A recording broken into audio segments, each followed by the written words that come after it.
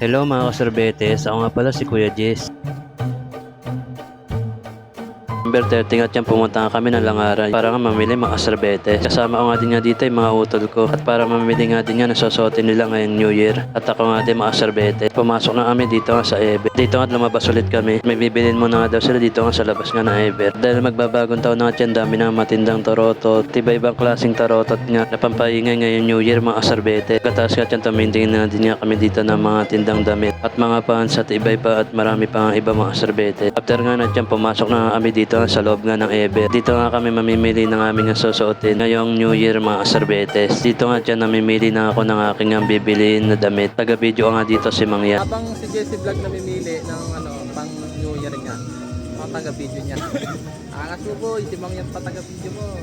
Tayo nga, thank you nga pala dito sa utol ko. Buti na nga lang sumama siya. Tayo shoutout sa iyo, Mangyan. At dito nga dyan, namimili pa nga ako ng aking ang masusuot mga sorbet. Ngayong darating nga na New Year. Nandito nga din nga isang utol ko. At bibili nga din nga daw siya ng kanya masusuot ngayong New Year. At tayo nga, kung gusto nyo nga mamili ng mga damit na masusuot nga ngayong New Year. At tayo dito nga lang ngayon sa Langaray. At sa loob nga ng Ever mga sorbetes. At dito nga dyan mga sorbetes, nagpatuloy nga lang tayo at para maganap nga na masusuot.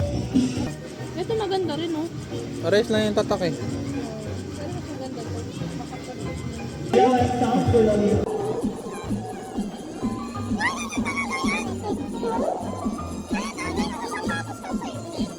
Ano yan, Lance?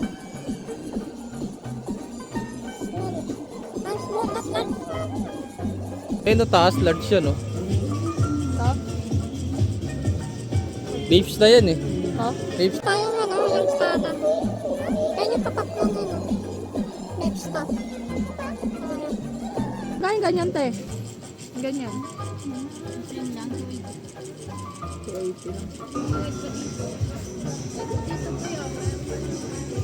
Small yan eh.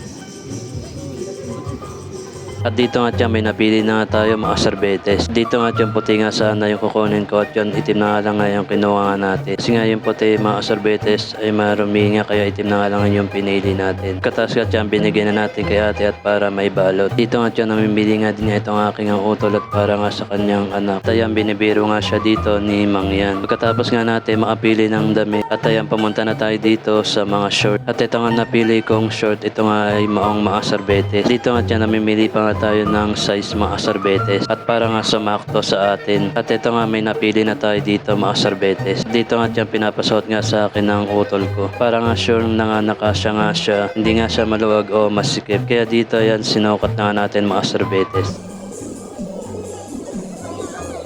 Excel ka boy. Excel ka. Hello, para pares kayong lovely oh ni Tokoy. Oh, para magkapares tayo sa Tokoy, oh. Ano ba yan, Excel? 33? 32. 32. Oh, tama, net yan. Mga 35. Mga 34.